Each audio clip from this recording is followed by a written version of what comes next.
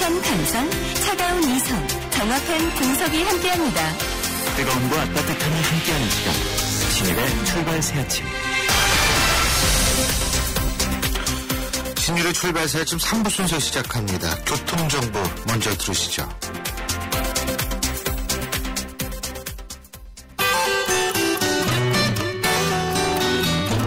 출발시 아침 교통정보입니다. 월요일 아침 출근길 정체가 도심 곳곳에 늘어나고 있습니다. 우선 봉담 과천간도로는 봉담에서 과천 쪽으로 하기분기점부터 양재 나들목까지 이미 정체 서행입니다.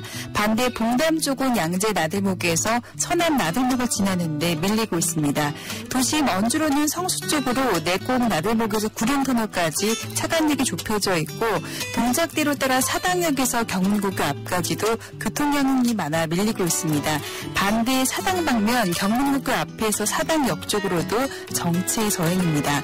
한강을 따라 올림픽대로 강변문 모두 강서쪽으로 교통량이 꾸준히 늘어나고 있는데요. 우선 강변문 구리 방면 방화대교부터 동작대교까지 긴 정체가 이어져 있고요.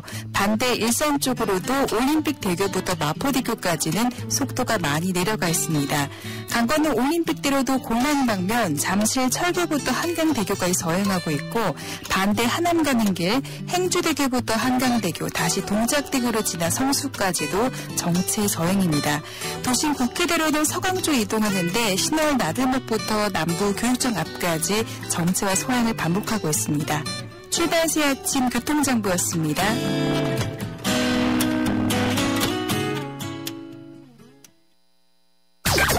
경제 컬럼니스트 정철진의 경제 시선. 예, 경제 뉴스 알아보겠습니다. 정철진 경제 컬럼니스트 연결합니다. 안녕하십니까? 네, 안녕하십니까? 예, 먼저 최경환 부총리가 부동산 대출 규제 이 푼지가 이제 한 열흘 정도 됐죠, 그죠? 그렇습니다. 11일이니까. 예. 지금 상황이 어떻게 좀 변했나요? 이제 제가 지난 5월, 6월 때는 환율 뉴스 자주 전해드렸었잖아요. 예. 근데 지금부터 한 9월 말까지는 뭐 월요일을 정해서 부동산 관련 뉴스 자주 전해드릴 예정입니다. 그 정도 되면 이번 최경환 부총리 부동산 정책 효과 받는지 안 받는지 확인이 이제는 할 수가 있을 것 같습니다.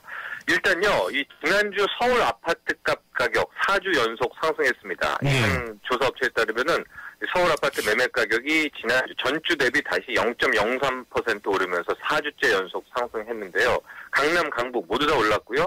특히 서울 강북 일대 아파트 값이 올랐다는데 어제 방점을 찍고 있습니다. 이게 16주 만에 상승세로 돌아서는 거거든요. 예. 그리고 신도시 뭐 다 조금씩 올랐습니다. 그 가장 많이 오른 게 서울 강남 쪽의 소형 아파트들입니다. 여기는 굉장히 많이 올랐는데 이제 7월 말 기준에 서울 전용 면적 60제곱미터 이하 아파트 가격은 3.3제곱미터당 좀 이제 쉽게 말하면 평당 평균 1,455만 원까지 올라왔습니다. 이 소형 아파트 같은 경우에 최고가가 2009년에 이 평당 1,564만 원이었었거든요. 예. 그때 대비하면 지금 93%까지 회복했으니까 강남 쪽 소형 아파트는 꽤 많이 오른 셈입니다. 근데요, 이 가격은 오르는 모양인데 네. 이게 다른 한쪽에서는 부동산 정책이 효과가 없다. 매수하려는 사람이 일단은 없다. 네. 부동산 시장 썰렁하다. 이런 네. 뉴스 나오잖아요. 예? 그렇습니다. 지금 두 가지 보도가 함께 나오고 있어서 아마 청취자 여러분들도 굉장히 헷갈릴 것 같습니다. 이제 이렇게 가격 지표는 오르고 뭐 거래량도 늘어나고 있는데 실제 부동산 중개업소 사장님들 전화해보고 취재를 해보면은 무슨 소리냐 썰렁하다. 전혀 이 최경환 부총리의 경제정책 느껴지지 않는다. 부동산 정책 말하고 있고요. 은행권, 금융권에서도 마찬가지입니다. 아마 이제 오늘자에 많은 기자들이 취재를 한 것 같은데 주택담보대출 이제 규제 풀어가지고 문의는 많은데 이렇게 들어보니까 한 10건 중 8건은 집 살려고 돈 벌리겠습니다 하는 게 아니라 생활자금 빌리겠다는 이런 수요자라고 하거든요. 그러니까 이걸 뭘 믿어야 하나 이럴 텐데 제가 보기에는 지금이 이제 전형적인 변곡점 상태입니다. 그러니까 막 지금 가격 오르고 매매량 터지는, 물량 터지는 게 약성 매물들이거든요. 그러니까 집주인들이 정말 못 버티는 집주인분들이 내놓은 물건 이런 것들이 이제 바로바로 계약이 체결돼서 이제 해결되는 건데 아마 진짜 승부는 지금부터 시작될 것 같습니다. 이제 불씨가 탈까 말까 하는데 이게 확 타느냐 아니면은 탔다가 꺼지느냐 이러는 건데 만에 하나 8월에 불씨만 타면 9월, 10월이 이제 전형적인 부동산 성수기거든요. 그러니까 한번 탈 수가 있을 것 같은데 여기서 다시 사그라들어서 9월에도 오히려 이제 반등의 기미가 없으면은 이번에 부동산 규제 완화 정책은 좀 안타깝게 힘들게 봐야 되지 않나. 그래서 계속 지켜봐야 될 것 같습니다. 그렇군요. 그리고 기업들의 2분기 실적 발표가 다 마무리가 되고 있는데 네. 가게만큼이나 기업들도 힘들었던 것 같죠? 네, 실적 안 좋았습니다. 이제 우리가 한 분기당 석 달 동안 영업이익이 1조 원 넘으면 1조 클럽이다 이렇게 말하는데요. 예. 그 올 2분기에 보니까 국내에서 1조 클럽 기업 단 3곳뿐이었습니다. 삼성전자, 현대차, SK하이닉스였는데요. 삼성전자가 7조 1,900억, 현대차가 2조 900억, SK하이닉스가 1조 800억이었습니다. 근데 이게 많이 줄어든 겁니다. 2011년에는 2조 클럽 기업들이 9곳이었고요. 2012년에는 4곳. 지난해 안 좋다고 해도 5곳이 1조 원들이 넘었었거든요. 그러니까 최근 3년간 비교할 때 가장 초라한 수준입니다. 특히 이 숫자가 줄어드는 게 안 좋습니다. 그러니까 삼성전자 하나로만 보면은요, 2011년 막 그때 9곳이 1조 원 넘는 기업들 나왔을 때는 영업이익이 3조 원인데 지금은 7조 원 아닙니까? 그러니까 삼성전자 자체로만 보면은 괜찮은데 그때 당시에 들었던 포스코, 신한주주, 기아차, KB금융, 현대중공업 지금 굉장히 어려워져서 1조 클럽에서 타락되지 않았습니까? 근데 한국 경제 전체로 보면은 이런 다양한 기업, 이 다양성이 확보되는 게 훨씬 좋거든요. 몇몇 기업보다. 그리고 이제 게다가 또 이 세계 기업, 뭐 삼성전자, 현대차, SK 하이닉스도 이 절대치가 감소세에 들어있어서 많이 걱정되는 부분입니다. 그렇군요.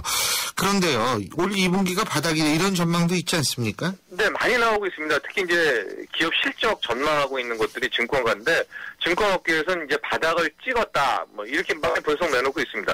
이거 확인하는 가장 좋은 방법은요, 주가 보시면 됩니다. 주식시장이 이게 묘한 유기체 생물체거든요. 그래서 정말 이게 바닥이라면 아마 먼저 달려갑니다. 근데 제가 보기에는 철강, 화학, 자동차 이런 차화정이라고 하는데 대표적인 중국 관련 주식 기업들이 회복하느냐 여기에 달린 것 같습니다. 올해 한 기준으로 보면 3분기, 4분기 6개월 남아 있습니다. 이제 기회 있죠. 충분하다고 봅니다. 그랬으면 좋겠네요. 예. 네. 그리고 그 김치 냉장고 유명한 회사죠. 위니아만더요. 네. 다시 현대로 돌아가는 모양이죠. 원래 이게 한라그룹 계열사. 맞습니다. 그죠? 네. 예, 이제 위니아만도가 한라그룹의 자동차 부품 회사 이제 만도기계, 만도 기억하실 겁니다. 거기에서 가전으로 시작이 됐는데 기억 많이 하실 텐데 1995년에 이제 딤체라는 브랜드 뭐 워낙 유명하니까 나왔을 때 대박 터졌습니다. 뭐 연 1,000억이 영업이익 났었는데 이제 외환위기 이후에 힘들어졌고 이 외국계 이 사모펀드들이 컨소시엄이 이 위니아만도를 갖고 있었는데 팔까 계속 매각을 하다가 이번에 현대백화점 그룹으로 이제 팔렸다. 있습니다. 네. 현대백화점. 그러니까 현대가죠. 그것도. 그죠? 그렇습니다. 예. 이 현대백화점 그룹이요. 정주영 회장 셋째 아들이요. 이제 정몽근 명예회장이 이제 물려받아가지고 키운 현대백화점 그룹인데 계열사로 여러분들 잘 아시겠지만 현대홈쇼핑 또 현대그린푸드, 가구, 현대리바트 등이 있는데 보시면 알겠지만 제조업이 없지 않습니까? 예. 그래서 많이 고심을 했는데 이번에 위니아만도 인수해서 이제 가전 제조업 쪽에 진출했다 이런 거고요. 위니아만도 매각대금 보니까 한 1,500억 규모였습니다. 예. 그렇군요. 예, 잘 알겠습니다. 오늘 소식 여기까지 듣죠. 고맙습니다. 감사합니다. 예, 지금까지 정철진 경제 컬럼니스트였습니다.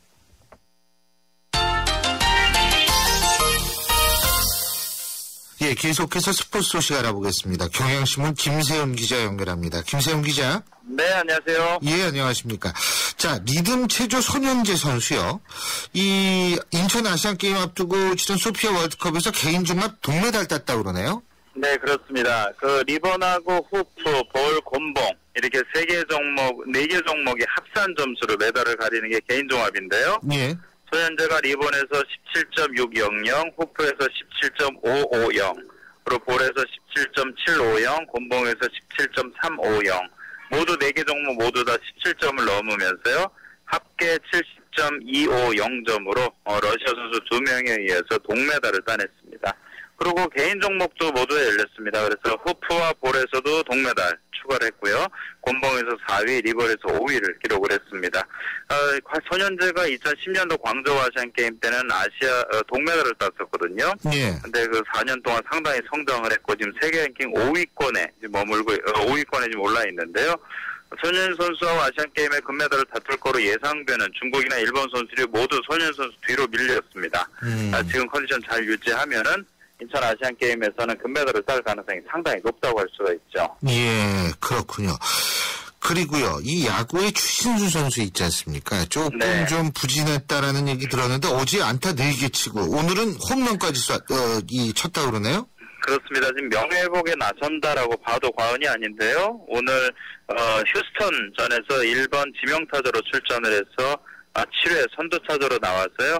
솔로 홈런을 쳤습니다.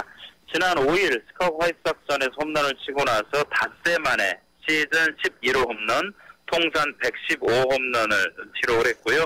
어제 경기에서 올 시즌 처음으로 안타 4개를 몰아쳤죠. 그러면서 개인 통산 1000안타, 그리고 시즌 100안타를 기록을 했고 오늘 홈런 하나 추가를 하면서 상승세를 이어가고 있습니다. 타율은 2할 4푼 7리, 출루율은 3할 4푼 9리. 좀 약간 좀 떨어져 있는 상태인데요. 또 끝까지 힘을 좀 내서 명예회복에 성공을 했으면 합니다. 예, 그렇군요. 그리고 어제 국내 남녀 골프 대회도 열렸다고 하는데 남자 대회에서 우승한 황중권 선수요. 아주 좀 주목을 받은 모양이죠? 네, 그렇습니다. 일본에서 주로 이 선수는 활약을 했어요. 지금 22살인 선수인데요. 2011년도부터 일본에서 활약을 하면서 일본 투어에서 2승을 하고 나서 국내 투어의 우승에 도전을 했었습니다. 그래서 어제 끝난 메일렵 오픈에서 우승을 차지를 했는데 2위하고 무려 6타 차나 났습니다. 그 정도 압도적인 기록을 보였는데요. 우리나라 남자 선수들이 미국 무대에 좀 주춤하고 있는데 이렇게 황중권 이런 좀 젊은 선수들이 계속 성장을 해서 미국 무대에 도전하는 바람이 생기는 그런 경기였죠. 예, 그렇군요. 예, 오늘 소식은 여기까지 듣겠습니다. 고맙습니다. 네, 고맙습니다. 예, 지금까지 경향신문 김세용 기자였습니다. 출발 새 아침은 청취자들의 참여를 기다립니다. 짧은 문자 50원, 긴 문자 100원의 문자 서비스 혹은 트위터 YTN 알스타트로 함께해주세요. 참여하신 분들 중 몇 분을 선정해 준비한 선물을 보내드립니다.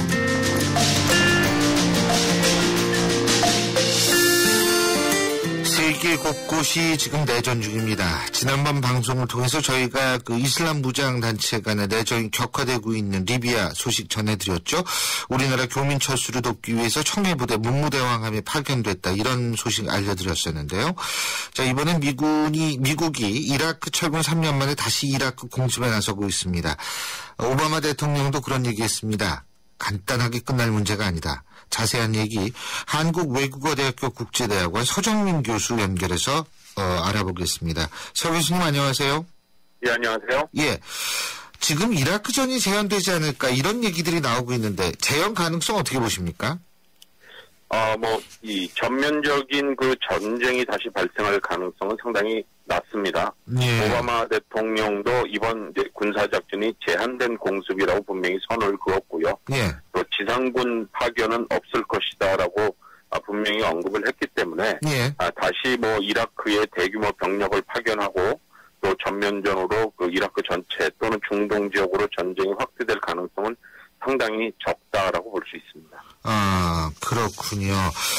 근데 그러니까 그때 2003년이죠. 미국하고 이라크 전쟁 벌였을 때하고 지금하고 비교를 해보면 상황이 어떻습니까? 네, 2003년 전쟁은 사담 후세인 정권을 제거하기 위해서요. 예. 미국이 단독으로 한 전쟁도 아니고요. 다국적군이 참여한 그런 군사 작전이었습니다. 하지만 이번의 경우는 미군이 단독으로 좀 작전을 펼치고 있고요. 물론 오바마 대통령이 수주 걸릴 수는 있다라고 언급을 했습니다만은 제한적 공습을 통해서 현재 그 이라크 정부군이 있습니다. 약 26만의 병력을 가지고 있고요. 예. 또 그 쿠르드 자치정부 병력도 있습니다. 그러니까 이 이라크 정부군과 쿠르드 자치정부군이 나름대로 이제 이 반군에 대한 반격을 준비할 수 있는 그런 시간과 어떤 여유를 주는 그런 성격이 짙다라고 볼 수 있습니다. 그렇군요. 그러니까 시간을 좀 벌어준다. 예? 그러니까 미국의 입장에서 볼 때에는 현재 이라크가 유지되는 것이 자국의 이익을 위해서는 낫다, 이렇게 생각해서 지금 개입을 하는 건가요? 현재 이 미국으로서는 조금은 당황스러운 상황입니다. 예. 미국이 주도한 다국적군이 이라크의 사담 후세인 정권을 붕괴시켰는데요. 그 이후에 나름대로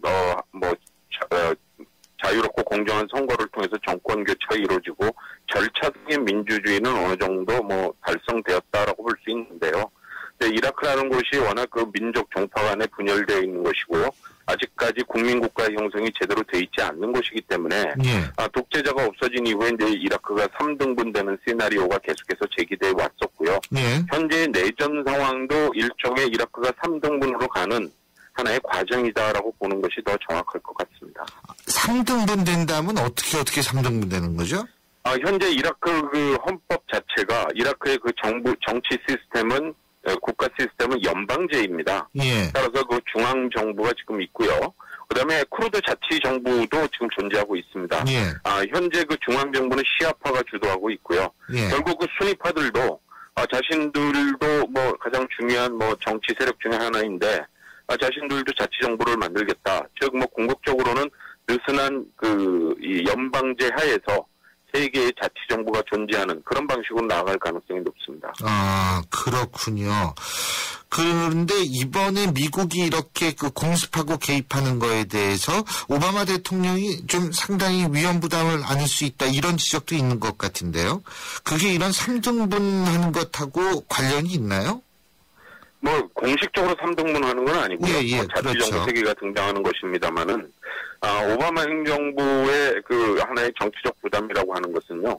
오바마 행정부가 들어선 이후 부시의 일방적 외교주의하고 달리 오바마 대통령은 뭐 다자주의 외교를 뭐 추진해 왔습니다. 즉 물리력보다는 대화와 뭐 설득을 통해서 중동의 평화를 유지하겠다라는 것이 오바마 정부의 대중동 정책이었고요.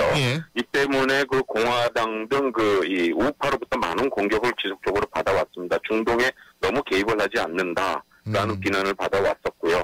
어쨌든 뭐 그런 비난을 수용했다라고 볼 수 있고요. 그래서 군사작전을 실행했는데 이는 그 오바마 대통령이 지난 5년 이상 추진해왔던 본인의 외교 노선을 포기하는 그런 상징적인 전환점이 되기 때문에 만약에 이라크 사태가 이번 군사작전으로도 빠르게 회복되지 않을 경우 오바마 대통령은 자신이 주장했던 다자주의 외교도 실패하게 되는 거고요. 또한 그 적극적인 군사적 개입도 하지 않은 것, 즉 어정쩡한 그 외교 정책으로 뭐 이 매파나 또 좌파 또 이 모든 세력으로부터 공격을 받을 수 있는 그런 그 입장에 지금 처해 있습니다. 그렇군요. 그리고 이제 이라크 같은 경우에 이렇게 정정이 불안해지면은 우리 입장에서 볼 땐 또 기름값을 주목하지 않을 수 없는데, 그죠? 그리고 이게 기름값이 달라지면 달러와 가치에도 영향을 미치고 이럴 것 같은데 이 부분은 어떻게 보십니까? 네, 이번에 그 미국의 군사작전이 좀 단기적으로 끝나고요. 이라크가 좀 빠르게 안정이 되지 않는다면은 우리 경제에도 뭐 적지 않은 영향을 줄 것으로 예상됩니다. 우선 말씀하신 바와 같이 이제 유가가 좀 상승하는 그런 이제 분위기가 있고요. 또한 그 우리의 수출에도 영향을 줄 수 있고요. 또한 그 사태가 장기화될 때 우리 그 현지 진출 기업들도 상당히 큰 피해를 볼 가능성이 있습니다. 지금 현재 이라크에서 활동 중인 국내 건설사는 약 20여 개가 되고요. 약 40곳의 사업장에서 1,200명이 체류하면서 지금 건설 공사를 맡고 있습니다. 올해만 해도요. 이라크에서 수주한 것이 80억 달러입니다. 앞으로도 지속적으로 재건 사업에 우리의 중요한 건설 수주 시장인데 이라크 상황이 안 좋아지면 우리 기업들 지금 추진하고 있는 공사마저 사실상 중단되는 어려움을 겪을 수 있습니다. 그리고 지금 이제 그 주목을 받고 있는 쿠르드 지역의 아르빌 예전에 우리나라 군대가 여기 주둔하고 있었지 않나요? 그죠? 예, 그렇습니다. 지금 자이툰 부대가 주둔하고 있던 곳이고요. 현재 쿠르드 자치정부의 수도입니다. 자치정부 수도입니다. 하지만은 지금 이라크 반군이 모술을 점령했는데요. 이 모술은 이라크의 제3의 도시고요. 모술에서 그 아르빌까지 뭐 70km 정도밖에 떨어져 있지 않습니다. 이 때문에 모술을 장악한 그 이라크 반군이 뭐 간헐적으로 아르빌에 대한 군사작전을 펼치고 있고 또 페슈메르가라는 이 쿠르드 자치정부군과 충돌을 하면서 오바마 대통령으로서는 현재 아르빌에 적지 않은 그 미군과 또 이 미국 기업인들이 지금 체류하고 있는 상황이기 때문에 자국민을 보호해야 한다라는 그런 명분을 내세우고 있습니다. 그런데 지금 아까도 말씀하셨습니다만 우리나라 한 20여 개 기업에 1,200명가량의 우리나라 근로자들이 여기 있다고 하는데 리비아는 왜 그 철수하지 않습니까? 그죠? 네네. 지금 아직 철수 상황까지는 오지 않은 건가요? 우리가 지금 이라크 사태가 상당히 조금은 과대 해석되는 그런 경향이 있는데요. 예. 지금 그 이라크 반군이라는 이슬람 국가는 병력 수가 최대 2만 정도밖에 되지 않습니다. 즉, 지금 이 이라크 수니파 반군이 이라크의 북서부 지역을 빠르게 장악할 수 있는 것은 이 북서부 지역이 수니파들이 살고 있기 때문입니다. 즉, 이 수니파들이 지난 사담 후세인 수니파 정권의 몰락, 또 그 이후에 권력을 차지한 시아파의 지나친 권력 장악에 대해서 상당히 불만을 가지고 있고요. 시아파 중앙정부보다는 차라리 이 반군인 이슬람 국가가 더 낫다라는 입장을 가지고 있기 때문에 이들 시아파 지역에, 수니파 지역에 대해서는 빠르게 지금 장악하고 있습니다만은 이만의 병력을 가지고 시아파 지역이나 쿠르드 자치정부 지역에 전면전을 펼칠 그런 어떤 군사적 능력을 가지고 있지 않기 때문에 지금 우리 이 업체들이 일하고 있는 곳이 아르빌의 일부 있고요. 대부분 바그다드 이남 시아파 지역에 지금 밀집되어 있기 때문에 현재로서는 직접적인 어떤 신체적 또 이 위협을 지금 느끼고 있는 상황은 아니라고 볼 수 있습니다. 그러니까 우리나라 기업들 같은 경우에는 그냥 일을 계속하면 된다 이런 말씀이시군요. 그렇죠? 네네, 그렇습니다. 예. 근데 그 리비아 같은 경우에, 그러니까 이라크하고 리비아의 공통점이라는 것이 중앙정부가 들어섰다 하더라도 이 사회통합, 아까 국민국가 건설이 안 돼 있다 이런 말씀하셨는데, 네, 그러니까 부족 위주로 이게 돌아가기 때문에 결국은 그게 공통점 아닌가요? 지금 이 불안한 국가들은, 네. 그죠? 지금 아랍의 봄 이후에 지금 네 나라가 무너졌는데요. 네. 리비아, 예멘, 이라크가 상당히 공통점을 가지고 있습니다. 이라크는 물론 이라크 전쟁으로 사담 후세인 정권이 무너졌습니다만은 이들 세 국가의 그 주요 특징 중에 하나가 부족 세력이 강하다라는 겁니다. 중앙직 정부의 통제권이 전 국토에 미치지 못하는 국가들이라는 거죠. 네. 과거에는 이 세 나라 모두 아주 강력한 권위주의적 독재자가 있어서 나름대로 국가 통합을 유지할 수는 있었습니다만 이들 독재자가 사라진 이후에 각 부족들 또는 지방 세력들이 자신들의 어떤 정치적 또 이익과 이권을 위해서 지금 계속해서 서로 싸우고 있는 상황이기 때문에 좀 국가가 분열되는 이런 그 모습을 보여주고 있습니다. 예. 그렇다면은 우리 9779님도 그런 걸 질문하셨는데 아랍의 봄은 언제 옵니까? 아랍의 봄은요, 상당히 시간이 많이 걸릴 거라고 예상되고 있습니다. 지금 22나라 중 4나라가 정권이 무너졌고요. 또 4나라가 정치 안정화를 하는데 상당히 시간이 걸리고 있고요. 지금 2011년에 발생한 아랍의 봄은 소위 이제 시민혁명이 이제 발생한 것이고요. 앞으로 그 민주주의가 정착되기 위해서 상당한 시행착오와 시간이 걸릴 수밖에 없습니다. 우리도 4.19 혁명 이후 대통령 직선제 개헌을 받아내는데 27년 걸렸습니다. 예. 그러니까 시간이 상당히 오래 걸릴 것이다. 네, 그렇습니다. 예, 그때까지는 계속 좀 이렇게 불안한 상황이 가끔가다 연출이 되겠네요. 예, 그렇습니다. 잘 알겠습니다. 오늘 말씀 여기까지 듣죠. 고맙습니다. 예, 감사합니다. 예, 지금까지 한국외국어대학교 국제대학원 서정민 교수였습니다. 우리 아이 수학 성적이요? 걱정 없죠. 그럼 수학 실력은 어떨까요? 지금 아이의 수학을 진단하세요. 정확한 진단과 처방이 진짜 수학 성적을 만듭니다. 스스로 수학. 8월까지 2번 이상 신청하시면 스스로 펜을 드립니다. 신율의 출발사 지금 3부 순서는 여기까지입니다. 잠시 뒤 4부에서 뵙죠. 인천 지역 맞춤형 일자리 창출 지원 사업. 인천 지역에 맞는 맞춤형 교육을 통해 준비된 인재가 지역의 관련 기업으로 취업하는 사업입니다. 취업 희망자는 채용 희망 기업이 원하는 기술이나 지식을 배울 수 있어서 좋고, 채용 희망 기업은 기업이 원하는 능력을 갖춘 취업 희망자를 뽑을 수 있어서 좋은 인천 지역 맞춤 일자리 창출 지원 사업. 자세한 사항은 인터넷 홈페이지 injob.or.kr에서 확인하실 수 있습니다. 이 캠페인은 고용노동부, 인천광역시, 사단법인 인천벤처기업협회와 함께합니다. 대한민국 사장님들, 이보영이에요. 사업하면서 힘든 일 참 많으시죠? 이젠 노란우산 공제 꼭 챙기세요. 갑작스레 소나기가 와도 우산 하나 챙겨놓으면 걱정 없잖아요. 소득 공제는 물론 복리 이자에 목돈 마련 저축도 되고 법으로도 보호되니까 노란우산 공제 하나면 마음이 든든. 50인 미만 소기업, 10인 미만 소상공인 사장님이라면 누구나 가입하실 수 있대요. 창업할 때 가장 먼저, 사업할 때 가장 가까이. 참 든든한 동행, 노란우산 공제. 이 캠페인은 중소기업 중원회와 함께합니다.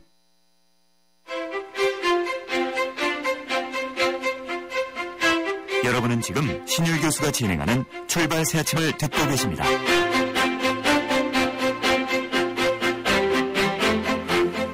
신율의 출발 새 아침 4부 순서 시작합니다. 광고 듣고 오겠습니다.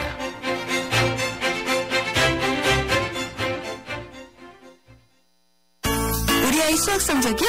걱정 없죠. 그럼 수학 실력은 어떨까요? 지금 아이의 수학을 진단하세요. 정확한 진단과 처방이 진짜 수학 성적을 만듭니다. 스스로 수학. 8월까지 2번 이상 신청하시면 스스로 펜을 드립니다. 잘생겼다 우리 모두 잘생겼다 잘생긴 데 무슨 이유 필요한가요? 기죽지만 힘을 내봐 그대로도 잘생겼어 챙겨줘서 고마워요 잘생겼다 황대역 ATA SK텔레콤.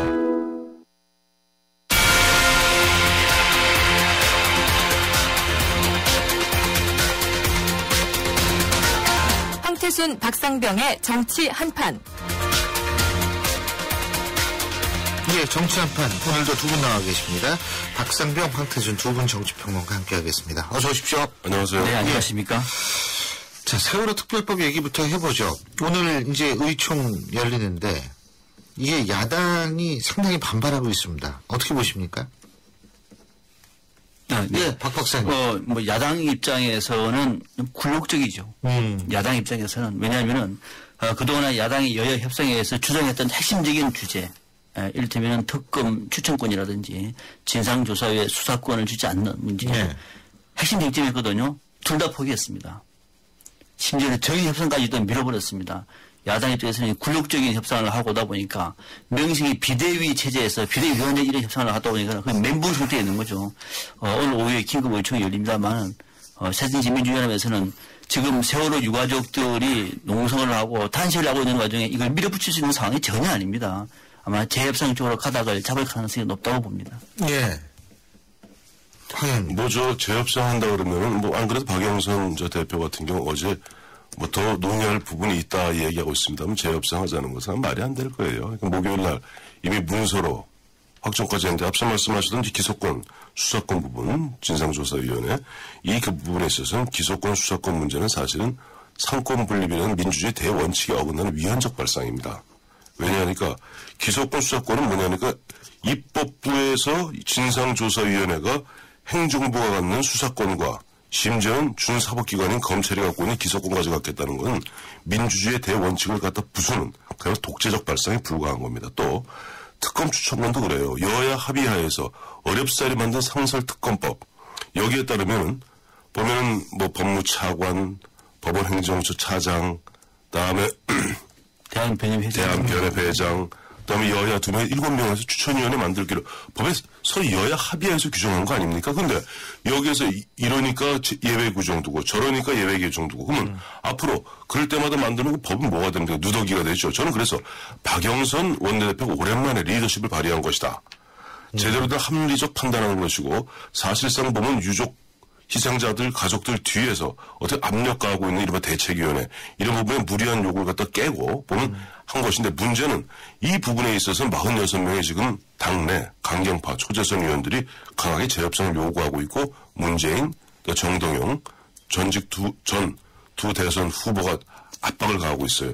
사실 박영선 대표로 봐서는 진짜 사면 초과 진퇴양난 어디 위기에 빠져 있죠. 오늘 의총 결과 사실 굉장히 주목되는 부분입니다. 그런데 황 의원님, 뭐 그런 얘기 지금 논의할 계제는 아닙니다만 진상조사위에 수사권, 기소권을 주자는 얘기가 위헌적인 발상이라고 하는 얘기는 그런 거는 속단하시면 안 돼요. 법학 전문가들도 여야가 합의해서 진상조사위를 기구를 만드는 것이 아니라 여기에 사법경찰관을 둬서 실질적으로 조사권을 행사하자는 얘기를 수없이 얘기를 했는데도 불구하고 이제 와서 이것이 상권 분립이라고 얘기하는 거는 그건 어떻게 전형적으로 새누리당의 입장을 가지고 그대로 강변하는 것인지 한번 고민을 해보시. 충분히 이게 뭐 끝나고도 얼마든지 좋은데 할 수 있는 대목이고. 제가 아는 법률 전문가들은 어째 이렇게 박 박사님이 하는 법률 전문가는 전혀 다른 생각을 그러니까 여야가 합의하면 할 수 있다는 얘기예요. 여야 합의에 그게 바로 의회 독재입니다. 큰일 날 얘기입니다. 상권 분립의 원칙은 그건 지켜져야 됩니다. 아니 그렇게 따지면 예를 들어서 나중에 행정부에서 뭐 입법권까지 갖겠다는 것하고 뭐가 다를 바 있겠습니까? 또 행정부에서 예를 들면 사법권까지 갖겠다는 것하고 뭐가 다를 바 있겠습니까? 그거는 예를 들어서 하나 제가 말씀드릴게요. 기소권 수사권 이걸 진상조사위원회에서 기소권 수사권 없으면 진상조사가 안 된다 그럽니까? 그래서 특검을 이번에 보면 어제 정책위 의장들이 좋다. 그렇다면 그것을 갖다가 사법적인 부분을 갖다가 보완하기 위해서 특검을 갖다가 원래 한 차례에서 두 차례 하기로 잠정 합의를 봤잖아요. 그리고 또 이 진상조사위원회 그 기간도 혹시 특검하고 기간이 안 맞으니까 그 부분도 두고 1년 6월에다가 3개월 더 추가하기로 하지 않았습니까? 기본적으로 생각해 보십시다. 우리가 그저께 토요일날 광화문 광장에 촛불 들었던 사람들, 그 사람들 예전부터 촛불 들면서 그 사람들이 주도하고 있는 거 아닌가요? 우리가 이제는 좀 불편한 진실을 얘기할 때가 되지 않았나 전 그렇게 봅니다. 그러니까 지금 황 의원님 얘기는 안 된다는 쪽에 논리를 갖고 있는 것이고 될 수 있는 방법이 여야 간에 합의를 해서 진상조사위 기구 자체에 법적으로 만들어서 수사권, 기소권을 주자는 얘기가 아니라 이 기구에 그런 권한을 갖고 있는 인사를 파견을 해서 실질적으로 기소권을 갖는 방식으로 하자는 얘기입니다. 정치의 유연성이 뭡니까? 정치가 뭡니까? 여야가 할 수 있는 가능성 충분히 열어놓는 것이고 그렇게 돼서 정치가 발전되는 것이지 이걸 잘라버리면은 정치가 할 수 있는 공간이 없는 거죠. 무슨 의회 독재가 어디 있습니까? 자, 거기에서 바로 새누리당이 양보한 게 뭡니까? 특검, 밑에 있는 특검보를 갖다가 진상조사위원회 파견하기로 하지 않았습니까? 그러면 그 정도를 갖다가 양보했으면은 그건 그 정도 선에서 타협을 보고 그다음 진상조사위원회를 빨리 발족시키고 그야말로 법률적 문제는 검찰에 또 사법부에 맡기고 그 앞으로 향후 대책 등을 갖다가 보면 진상조사위원회 진짜 무엇이 문제였던가 밝혀나가면서 혹시라도 그런 우려가 있을까봐 임의 동의권 줬죠. 그 다음에 임의 동의권 외에도 혹시 특검보 파견하게 되어 있습니다. 너무 조정하게 되어 있습니다. 특검보를 파견해서 특검보는 현직 검사가 맡은 겁니다. 그래서 사실상의 특검보가 가서 무슨 일 합니까? 그러면 특검보가 특별검사의 역할을 보좌하는 것이지 그렇게 얘기하시면 진상조사위의 수사권하고 아무 관계가 없는 거예요. 자, 그럼 다시 바로 박 박사님 원점으로 돌아가죠. 바로 직전에 박 박사님 뭐라고 그랬어요? 진상조사위원회 수사권 아무 관계 없다고 그랬죠. 특검보 법 체계를 갖다 어그러뜨리지 않으면서 나름대로 실질적 효율성을 갖다가 담보해주고 있는데 그것마저 싫다면 더 이상 저는요. 알겠습니다. 할게요. 만약에 이번에 새정치민주연합이 오늘 박영선 원내대표의 그런 어떤 합의안을 깨고 재협상하자 그러면 저는 새누리당이 절대 재협상에 응하지도 않을 것이며 이것이 몇 날 며칠을 가더라도 한번 갈 수밖에 없는 겁니다. 예를 들어 이런 것식으로 이렇게 하면 그건 나라가 아니라 누더기가 됩니다. 예. 자. 그리고 또 하나의 문제점이 뭐냐 하면 증인 채택 부분으로 지금 청문회 이것도 지금 굉장히 어려움을 겪고 있습니다. 이 부분은 사실 조금 이 특별법 문제보다는 좀 풀기가 쉬울 것 같은데 어떻게 보십니까? 그거는 이제 여야 원내대표가 합의는 안 봤죠. 예. 그러니까 빅3는 남겨놨습니다. 여야 간사간에 특히 간사간에 협의를 해달라고 얘기했는데 이것도 사실은 박영선 비대위원장이 포기한 거죠. 뭐냐면 다른 거는 다 협의를 했고 이거를 미룬다는 얘기는 아니 다른 건 다 포기했는데 간사간 협의 때 이거 하겠습니까? 그래서 한다고 해본들 진상조사위에 지금 세월호 유가족이야 야당이 얘기하는 것은 제대로 된 진상조사 우리가 알잖아요. 진상조사에 이대로 되면 어떻게 될지 다 알고 있기 때문에 이번만큼은 다시는 이런 참사가 없도록 하기 위해서 여야가 합의해서 정치력을 발휘하자라고 하는 차원에서 진상조사의 수사권 또는 특별검사 추천권 그다음에 증인 채택이 있는데 새누리당 이것도 반대했거든요. 저는 여야 합의는 저는 존중돼야 된다고 봅니다. 어떤 경우에도 여야 합의는 존중돼야 된다. 그래서 이번 같은 경우에는 저는 박영선 비대위원장이 책임을 져야 된다고 봐요. 그러나 야당에서는 이것이 합의가 아니라 사실은 토항이라고 보기 때문에 이거는 너무 지나친 것이 아니냐라고 하는 측면에서 오늘 아마 긴급 요청해서 재협상 쪽으로 방향을 잡는다고 얘기하더라도 저는 이거는 박영선 비대위원장이 좀 책임질 문제라고 봅니다. 이럴 수는 없는 거다. 어제 보니까 세월호 가족들 만나가지고 상당히 험한 분위기가 나왔는데 박영선 비대위원장의 행보가 상당히 지금 제가 볼 때는 뭐 이러지도 저러지도 못하는 그런 상황이 있지 않느냐 싶은 생각이 듭니다. 예. 증인 문제에서 그래 보면서 지금 보면 국정조사하고 있지 않습니까? 국정조사하는데 증인 문제에서 야당이 요구하는 것은 사실은 저 정호성 제1부속 비서관 나오라는 거죠. 김기춘은 이미 김기춘 실장 같은 경우는 일단 앞에 전면은 내세우고 있습니다만은 김기춘 실장에 대해서는 지난 이미 7월 달에 보면 1차 기관 보고에서 상당 부분 얘기를 들었어요. 그러니까 지금 야당이 생각하는 건 지금 일본 산케이 신문이 이야기하고 있는 과연 4월 16일에 7시간 그 7시간 동안 박근혜 대통령 뭐 하고 있었나? 뭐 산케이적으로 표현하죠. 뭐 정인애랑 뭐 했나? 그게 궁금한 거 아니에요? 그래서 제1 부속 비서관 나오라는 거고 또 청와대 또 여당에서는 죽어도 못 내놓겠다는 건데 저는 내놨으면 해요, 사실은. 아니 보면 이미 청와대에서 발표했잖아요. 24차례에 걸쳐서 유선 보고 및 서면 보고 받았다고 했습니다. 그리고 거듭 제가 방송마다 말씀드리는 거지만 4월 16일 지나놓고 나니까 그날 그런 참혹한 그야말로 진짜 있어서는 안 될 일이 있었지만 막상 그 순간에 이 YTN을 비롯해서 모든 방송에서 11시 반에 뭐 했죠? 막상 배는 빠져 들어가 있었는데 아마 YTN을 비롯한 모든 방송은 11시 반에 경기도 교육청에서 발표한 저는 단원고 학생 전원 구출 발표했습니다. 2시에 당시 중대본에 사실 중대본부장 직무대행이 있던 안행부 2차가 뭐라고 그랬어요? 한 300 몇십 명 구출했습니다. 한 100여 명 갇혀있을 뿐인데 곧 구출합니다 그랬어요. 즉 그날 7시간 박근혜 대통령 산케이가 지금 문제 삼고 있고 야당이 문제 삼고 있는 그 7시간 중에 앞에 5시간 반은 박근혜 대통령뿐 아니라 어느 누구도 보면은 사고였구나 정도였지 이런 참극이 벌어졌는데 아무도 몰랐습니다.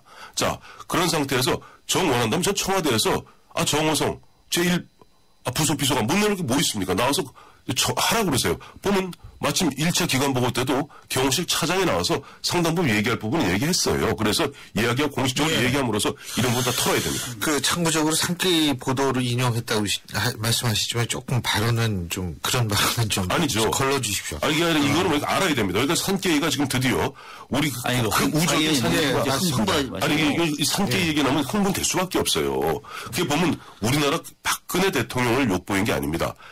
이른바 박근혜 대통령 우리 다 알다시피 여성 대통령이고 또 독신 대통령 아닙니까? 그걸 묘하게 찌라시들 엮어서 그거 갖다 마치 아주 애매하게 황색 언론 비슷하게 그런 식으로 산케이 어떤 나라입니까? 우리나라 보면 위안부 문제도 없었다고 주장하고 중국에 있어서 30만 학살한 난징 대학살도 없었다고 얘기하고 박근혜 대통령한테 툭하면 고자질 외교한다고 이간질하는 그런 신문입니다. 예.